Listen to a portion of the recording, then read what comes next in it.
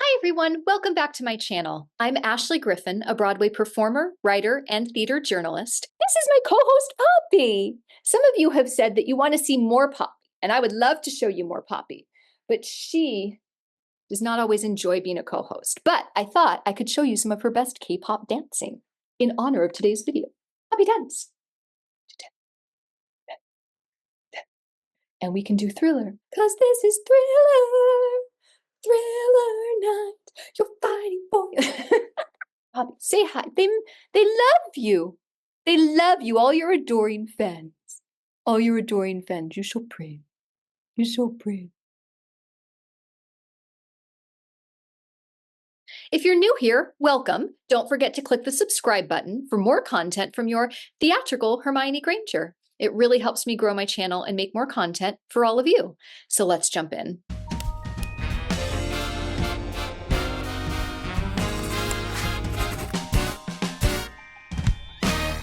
The new show on Netflix, Popstar Academy, is a blaring foghorn of exactly what is wrong in the entertainment industry, and fans are mad. The premise of Popstar Academy and the group it follows the creation of, KATSEYE, is great.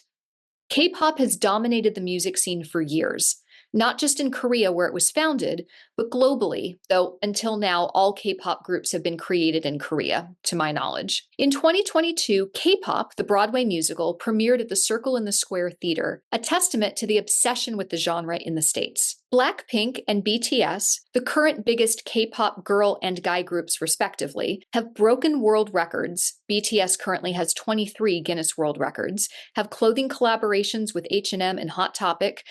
I could go on and on. But part of what separates K-pop groups, there are solo artists as well, from other musical groups is the way the groups are formed, which adds to both the rigor of becoming a K-pop artist in the first place and fan attachment to the artist before a single song has even been released. K-pop hopefuls, at least ones who show talent, can be recruited into Korean training academies. Generally, the age range of trainees is 12 to 25. Trainees are put through a grueling schedule of dance and singing classes, as well as training in poise, using your face, styling, interview techniques, etc. Each month, trainees have evaluations where their teachers will assess their progress and adjust their class levels accordingly, or ask them to leave the program. Eventually, a group of about 20 will be selected to be the final candidates for a new group. A group either chosen directly by their teachers and executives, sometimes one and the same, or through an elimination show, similar to So You Think You Can Dance or America's Got Talent. In an elimination show, the 20 finalists will receive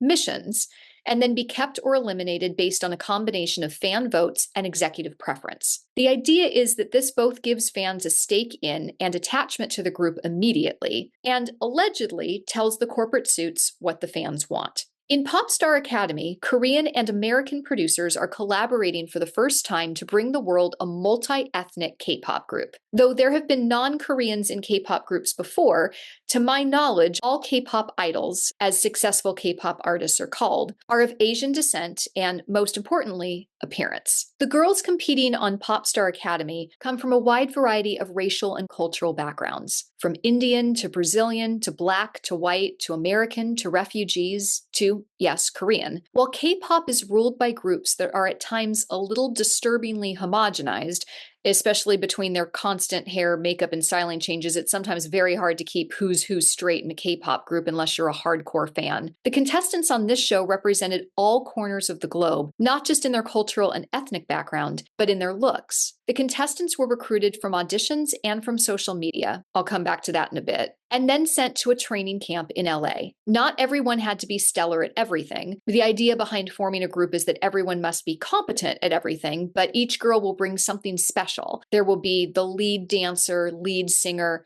lead star quality. Yes, we'll come back to that in a minute too, but that is a legit category. The majority of the show is, honestly, a breath of fresh air. This is a competition show that actually feels like it's doing what other shows only give lip service to. Yes, it's a competition, but the emphasis is on support, growth, talent, and honoring everyone's uniqueness. Most of the girls end up being in training for an entire year with monthly evaluations, a good amount of time to actually learn and make significant progress without being under constant terror of imminent elimination. During the year, Only 2 girls were sent home, and only one of them for talent-related reasons. It was made clear to the girls and us that the final group would not be chosen via an elimination show, but by the producers, based on the work and growth they had seen over the course of the girls' training. This would be based on talent and work ethic, and those were things we saw discussed in evaluations. It mattered who was helping their fellow trainees. It mattered who was working hard. It mattered who was showing up early to class and staying late. It mattered how someone treated the fellow trainees and their teachers. It mattered who was talented, but also who was improving. And this was a group of girls who valued those things too. When new girls were brought in, the trainees who have already been there don't treat them like competition to be taken down. Instead, they were warmly and sincerely welcomed. The girls helped and supported each other. They taught each other their languages. They translated for each other. They spent extra time working with those who were struggling in areas they happened to be strong in. There is quite literally no tension or backstabbing. Some of this seems to be because of the alleged Korean mentality and values. Several times we hear that the essence of what makes K-pop groups great is the honest sisterhood or brotherhood between members, their love and support of each other. It's notable that, to my knowledge, no K-pop group has ever broken up because the group members couldn't get along with each other. Those values are emphasized with the girls. One can't help feeling that if this were purely an American show, they'd get those girls stabbing each other in the back as soon as humanly possible. And, well, we'll get to that. The show also truly emphasized talent. Those who are the best at what they do and those who grow and improve are rewarded. And when there's unacceptable behavior, it's not acceptable. One of the rules in the girls' contract is that they can't have secret social media accounts and they can't post anything from their training. When it's discovered that all the girls have created secret Instagram accounts to, in essence, privately chat with one another, they're given a stern talking to. When it comes out that one of the girls allegedly had followers on her secret account who weren't a part of the training camp, and that she had posted footage of one of the original songs the girls had been working on, it didn't matter that she was incredibly talented. She was immediately sent home. We consistently saw footage of teachers supporting the girls, not tearing them down or pitting them against each other. Yes, they were honest and they didn't pull punches, but there was encouragement and actual help to get better. There was even a mental health expert on staff who met with the girls regularly, and when 2 contestants had to have surgery that took them out of training for weeks at a time, and even out of evaluations, we saw them terrified that their injuries would eliminate them. But instead, we saw their mentors support them and help them, and neither were eliminated. I'm no dummy. I know how reality shows work, and I know how the industry works. Most of us do. But I started to wonder if this really was a paradigm of how things could be done differently. If they wanted drama, why not build up the possibility that injury could send someone home?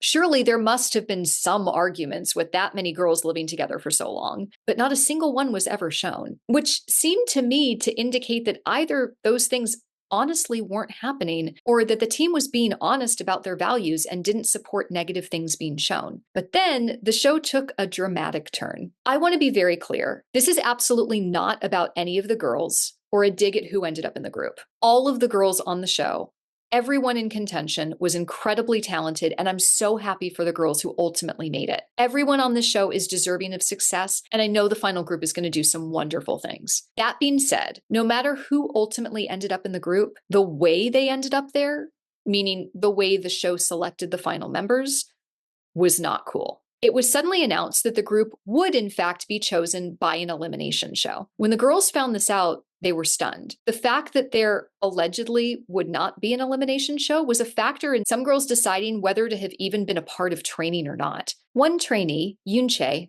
I hope I'm pronouncing that correctly, a young Korean woman, had already been a part of a training camp in Korea and gone through an elimination show. You could literally see her heart drop when she found out. There were also growing tensions with another trainee, Manon. To our knowledge, the first time there were ever tensions with a trainee, both from the producers, teachers, and with the other girls. Manon just stopped showing up to training whenever she felt like it. She came to the camp with less skills than many of the other girls, but she had star quality, which, let's be fair, is an important element for a K-pop member, but wasn't putting in the work to improve. She came across as having a bit of an entitled air. I can do whatever I want. I'm tired, so I'm going to stay home. I don't want to work hard. All paired on the show with clips of her looking into the camera and saying things like, I just know that I'm going to be in the group. And it was making everyone really angry. especially since the paradigm of you break the rules and you're gone was suddenly thrown out the window. Manon received no repercussions for not doing what she was supposed to do. And this didn't seem like a situation of the show needing there to be a villain. This was based on straightforward behavior, not a let's make her look bad in post-edit. And in fact, as things progressed, it seemed the show was desperately trying to do everything in their power to backpedal Manon's behavior and make her likable. Later in the show, at the 11th hour, we are shown a moment where a teacher facilitates a mediation between Manon and the other girls, where Manon apologizes, while still making excuses, says she really wants to be here and she's going to work harder. The other girls are very kind, say they support her and just want her to be working hard with them. But it falls pretty flat. Sincere or not, it feels a bit like Manon knows she needs a Hail Mary. And amongst the producers, who are legitimately concerned about her work ethic, I mean, what happens if she's in the group and decides to just not show up for a show? There doesn't seem to be any real concern about the need to hold her accountable, setting a significant double standard for Manon than any of the other girls. Why? So the elimination show begins, and everything changes. The way the group will now be chosen is a combination of audience and producer voting. But the only things the audience will ever see to help them make their decision are social media posts from the girls. Yes, after a year of no posting, they're now encouraged to post constantly. And it's very clear that whoever walked into training with more followers has a huge leg up. 3 filmed music videos they'll do as part of missions for the show. A lot of the voting involves voting for a group, i.e., which group music video performance did you like the best, not individuals, meaning artists who are doing worse, or the audience or producers don't like as much, can still make it through if their group wins the vote, and the judges can't do anything about it. Clips of the girls receiving their missions and being eliminated. That's not a lot to really go on, nor is it fully representative of who these girls are and what they can do. They even start talking about being more calculated in their social media postings, and that it's not as honest and organic, but gone through corporate think tank approval. The very first round of eliminations was an individual vote, but at this point, audiences had almost less than nothing to go on, and the result was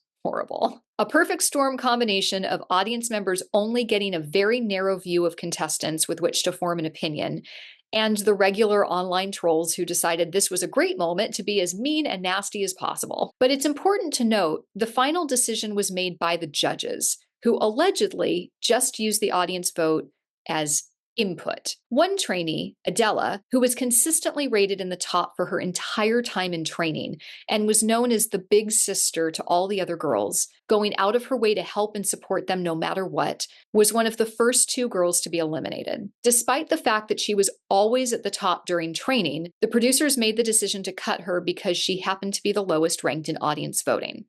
The primary reason? She was voted lowest because, get this, the audience didn't like her lips. Even though it was the judge's call who to send home, and despite clearly knowing why Adela was ranked so low, they still decided to go with the audience vote anyway, even though the audience had, as of yet, never seen the extent of her talent, never seen her in training, never seen her work ethic, because this is corporate think tank analysis of what audiences want. Remember when Disney almost cut part of that world out of The Little Mermaid because of the audience feedback of one distracted child during an early screening where the animation for the song wasn't even colorized? When Adela was eliminated, one of the producers said that they always viewed her more as a solo artist. And there was some hope that, oh, maybe there's going to be a spin-off where they're going to sign her as a solo artist. That does not seem to be the case. So I don't know what all that was about. On the flip side, Manon was ranked high in voting because she's so pretty. All the other girls were devastated at Adela being cut. Adela handled it with so much class, it's hard to believe.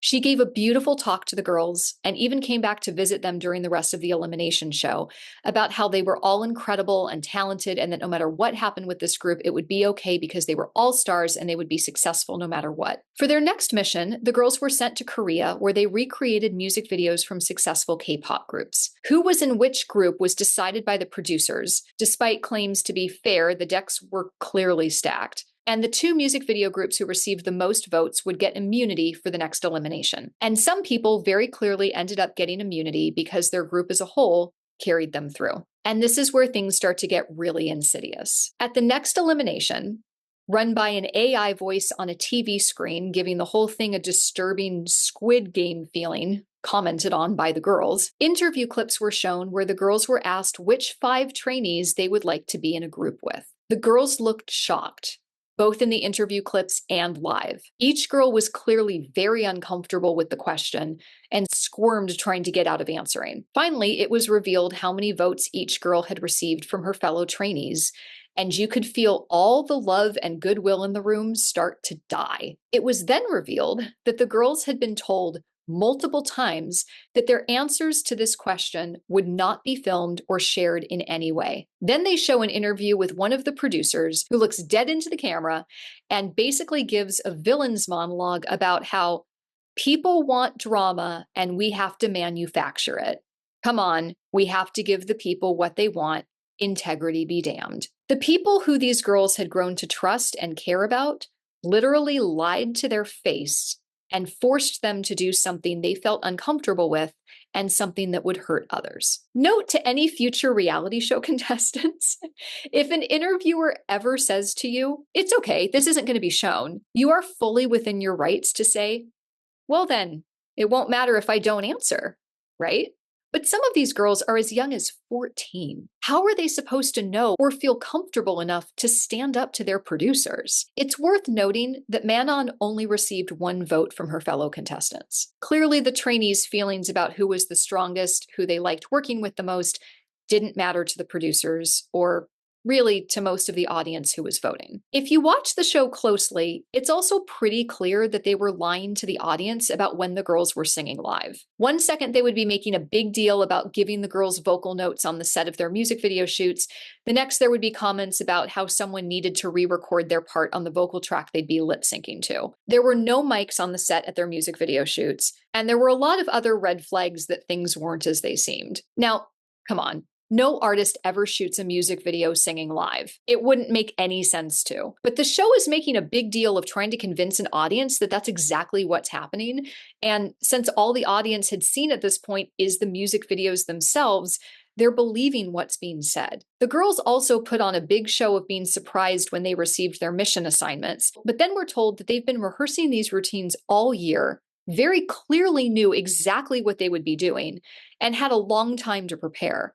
There's actually a bit of chaos when at the last minute some rearranging of parts had to happen, and a couple girls really did only have a couple weeks to learn a new spot. So now we, the audience, know we've been flat out lied to. How much of all of this is a lie? And I have to say, obviously, we all know that reality shows are constructed. We all go into watching them knowing that we're being lied to. But the thing that was unique about this particular situation is they went out of their way to prove that they had good intentions, then did a 180 flip, and then seem to have just done a terrible job editing because they're editing themselves into a position where they're blatantly showing that they're lying to us and manipulating the girls. If they wanted to edit and manufacture something, they absolutely could have done that. They could have made girls out to be villains. They could have made it seem like everything they were saying was true about when they were singing live. But it kind of seems like the editors were trying to sort of just tell the truth. And because of that, it feels more like we're getting the truth of the situation. And the truth isn't great. And again, I know they don't tell the truth on reality shows, but the fact that it was being so thrown in our faces left no shadow of doubt as to what was going on. And that's part of what made it really problematic. One contestant, Lexi, was a standout from the start, but after elimination started, specifically when the girls found out they were lied to, she'd had enough. On moral grounds about how the girls were being treated, the way the show was being run, and concerns about how the group would be handled moving forward, she decided to leave. The producers were stunned. Lexi, by all accounts, was a shoo-in for the group, and they didn't like the idea that they'd lost control of who would make the final cut. Another stellar contestant, Emily, was the star dancer from moment one. She was the only contestant to make it to the A-level heels dance class and had worked incredibly hard and made great strides to improve her vocals. Emily seemingly was clearly a shoo-in for the group too. But at their first public introduction, when the girls had to go around, say their name and where they were from, Emily said, "Hey y'all, I'm Emily and I'm from Texas." Apparently that "hey y'all" was too much for the fans, and apparently, largely on that basis, they didn't vote for her. It's worth mentioning that, to my knowledge, the elimination show didn't air on TV, at least not in the States. You could vote on social media and on the producer's website, where the music videos and clips would be posted, meaning the only people voting in the first place were either already social media followers of one or more of the girls, and were likely automatically going to vote for them, or diehard fans of K-pop who were going to the producer's site and likely had a very specific vision in mind for what K-pop should be, reflected in the cruel comments made to pretty much any contestant who didn't look like a traditional K-pop idol. All this is adding up to the final selection of the group, which I'm not going to comment on because, as I said, all the girls were talented and I'm incredibly happy for those who made it. But it is worth noting that for all their talk of diversity, which they did achieve to a degree, while the group has primarily members of Asian descent, including a Korean member, there is also a Black member, an Indian member, and others. There is still a somewhat homogenized look to the group, especially considering the diversity of all the trainees they had to choose from. That being said, the Netflix show, for some reason, was timed to release with the group named KATSEYE's first single, not with actual voting, meaning that no one got to see the behind-the-scenes reality show until after they had voted and the group was already formed. And fans are mad because there were important things no one knew that, in their words, would have significantly affected the way they voted. Work ethic matters, and there are voters who were strong men-on supporters who now regret their support. There's outrage that someone as talented, kind, and supportive as Adela was basically the first person eliminated. There's anger that we, and the girls, were lied to, that talent and work ethic were thrown out the window once the elimination show started, and that for all their talk of the importance of sisterhood to what K-pop is, the girls were manipulated, pit against each other, and not in the positive, healthy competition way, and discarded for superficial reasons. A lot of people who were diehard fans now say they can't support the group any longer. And all this is a microcosm of what goes on in the industry at large. I've been on both sides of the table. I've seen horrible things said to artists and had horrible things said to me, and seen casting choices made for the stupidest, most arbitrary reasons, all while lip service is being given to the importance of a safe environment and supporting everyone and we're a family. Something has to give. And I hope that the lesson the industry can take from Popstar Academy is that honesty is good, integrity matters, and creating drama is not how you get lifelong supporters and fans. I love Wicked because it deeply affected me when I first saw it, not because I was invested in rumors of drama between Idina Menzel and Kristen Chenoweth. As one girl said to Manon, do better. Come on, entertainment industry. Do better. Gonna dance, gonna dance, gonna dance, gonna dance, dancing, dancing, dancing machine. Yeah, yeah. I love you, Poppy. I love you. No, don't leave me.